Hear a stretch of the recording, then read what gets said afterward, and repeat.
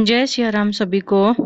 आज मैं आपको आषाढ़ कृष्ण एकादशी योगिनी एकादशी की कथा सुनाऊंगी। अगर आप मेरे चैनल पे नए हैं तो मेरे चैनल को सब्सक्राइब करें। आइए सुनते हैं। आषाढ़ मास में कृष्ण पक्ष में योगिनी एकादशी का व्रत रखा जाता है। ऐसा कहा जाता है कि जिसने इस व्रत को किया उसने श्री हरि को पा लिया। आषाढ़ मास की योगिनी एकादशी बहुत खास मानी जाती है। जो इस व्रत को रखता है उसके कई जन्मों के पाप नष्ट हो जाते हैं। इस व्रत के बारे में धर्मराज युधिष्ठिर ने श्री कृष्ण से पूछा कि आषाढ़ के कृष्ण पक्ष में जो एकादशी होती है उसका क्या नाम होता है। तब श्री कृष्ण ने जवाब दिया कि आषाढ़ के कृष्ण पक्ष की एकादशी का नाम योगिनी है। यह बड़े बड़े पातकों का नाश करने वाली है। संसार सागर में डूबे हुए प्राणियों के लिए अगर कोई व्रत सनातन नौका है तो वह योगिनी एकादशी है।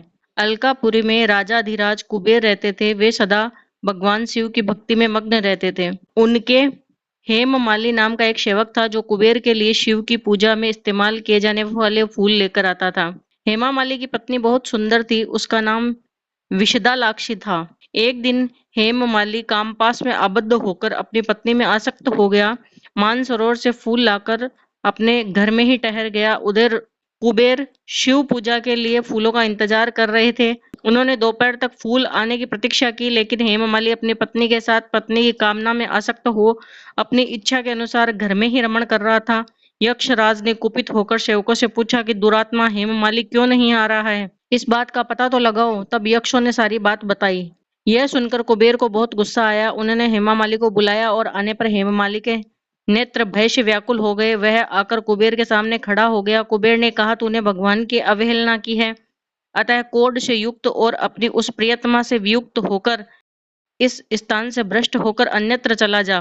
कुबेर के ऐसा कहने पर वह उस स्थान से नीचे गिर गया। कोढ़ों से सारा शरीर पीड़ित हो गया, परंतु शिव पूजा के प्रभाव से उसकी स्मरण शक्ति ही रह गई थी। उसके बाद इधर उधर घूमता हुआ वह पर्वतों में श्रेष्ठ मेरगिरी पर्वत शिखर पर गया। वहां उसे तपस्या से मुनि मार्कंडेय जी के दर्शन हुए। पाप कर्मा यक्ष ने दूर से ही मुनि के चरणों में प्रणाम किया। मुनिवर मार्कंडेय ने उससे सारी बात पूछी।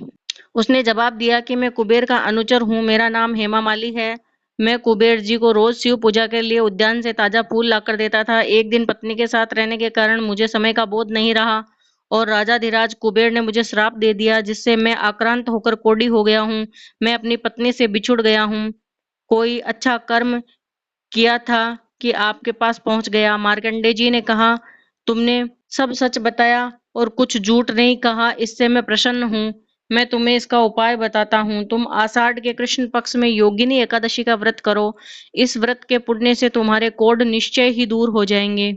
भगवान श्री कृष्ण कहते हैं कि ऋषि की ऐसी बातों को सुनकर हेमामाली मुनि के चरणों में गिर गया। इसके बाद मार्कंडेय जी के कहे अनुसार उसने योगिनी एकादशी का व्रत किया, जिससे उसका शरीर पहले जैसा हो गया और कोढ़ दूर हो गई।